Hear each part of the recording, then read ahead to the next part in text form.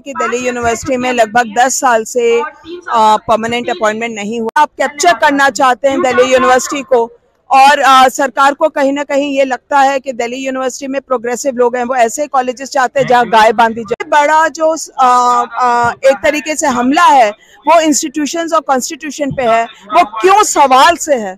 सरकार ये क्यों सवाल ही खत्म कर देना चाहती है। देखिए, आजादी के बाद हम लोग यहाँ तक आए थे और ये सरकार हमें पीछे खींच रही है कि जिस भी देश में धर्म की राजनीति हुई वहाँ 10 साल बाद सिर्फ खंडर नजर आए। धीरे धीरे तो ऐसा ही छात्र निकलेगा जो रोटी रोजी का तो सोचेगा, पर उसका वैचारिक जो विकास है वो नहीं हो पाएगा, क्योंकि जो और हम सब यहाँ एब्जॉर्प्शन की मांग को लेकर इकट्ठे हुए हैं। हमारी बस एक ही डिमांड है कि हम सबको जो इतने सालों से पढ़ा रहे हैं एब्जॉर्ब किया जाए। और 2 मिनट के इंटरव्यू में आप कैसे डिसाइड कर सकते हैं कि कौन योग्य है और कौन योग्य नहीं है। अगर लोगों में योग्यता की इतनी कमी थी तो आप इतने सालों से क्यों पढ़वा रहे हैं उनको अपने कॉलेज में? पहले आपको बाहर कर देना चाहिए था। इंटरव्यू शुरू होते होते डिस्प्लेसमेंट हो रहे हैं, और जो डिस्प्लेसमेंट है उसमें 16 साल वाला भी बाहर जा रहा है, उसमें 10 साल वाला भी बाहर जा रहा है, 9 साल वाला भी जा की संख्या है। 5000 टीचर हैं जिनके गर्दन पे तलवार लटक रही कि कभी भी उनको हटाया जा सकता है, उनकी जिंदगी खत्म हो सकती है। डीयू यूनिवर्सिटी यानी दिल्ली विश्वविद्यालय हिंदुस्तान के चंद यूनिवर्सिटी में से एक,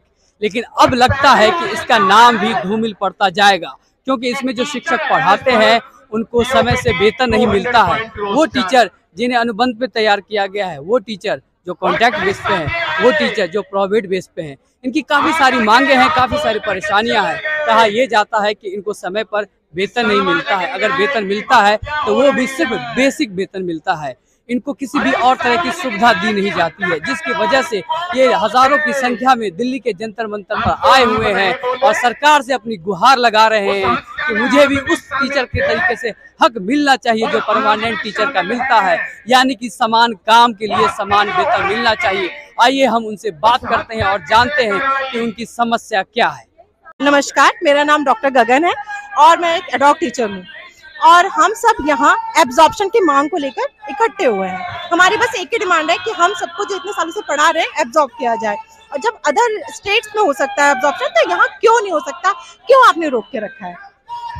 इसमें हम इतने सालों से पढ़ा रहे हैं और अब जो इंटरव्यूज हो रहे हैं उसमें 10 साल 12 साल 15 साल से पढ़ाने वाले टीचर्स बाहर हो गए। आप ये बताइए उन टीचर्स का क्या होगा?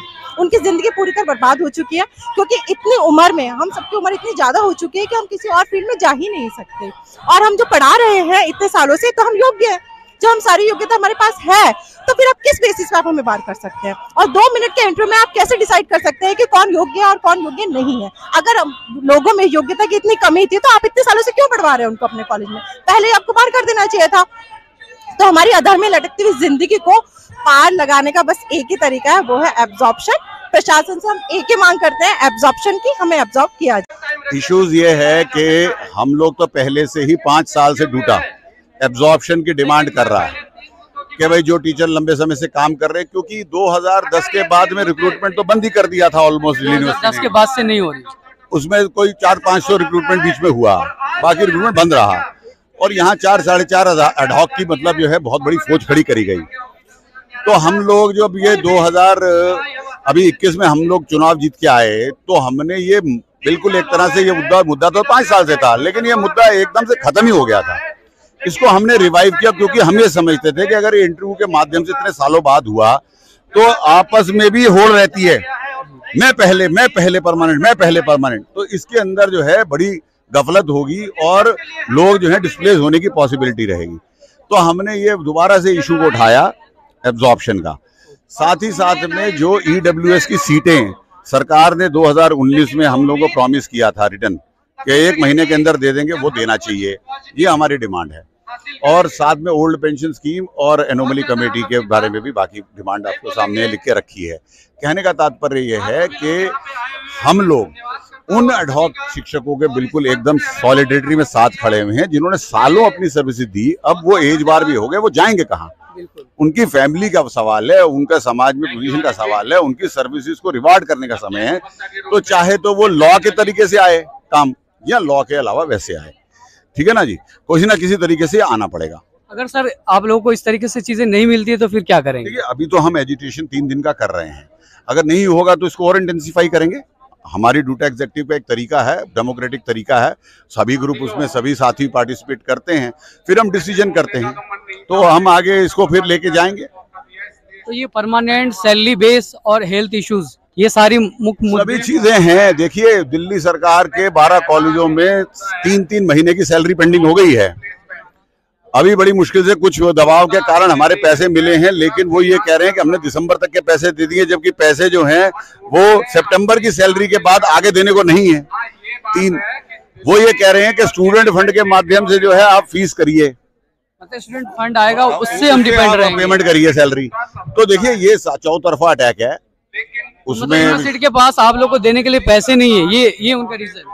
दिल्ली सरकार हो चाहे केंद्र की सरकार हो, केंद्र सरकार में कम से कम फंड कटौती की बात नहीं है। दिल्ली सरकार में तो फंड कटौती भी है, पोस्ट कटौती तो है ही है।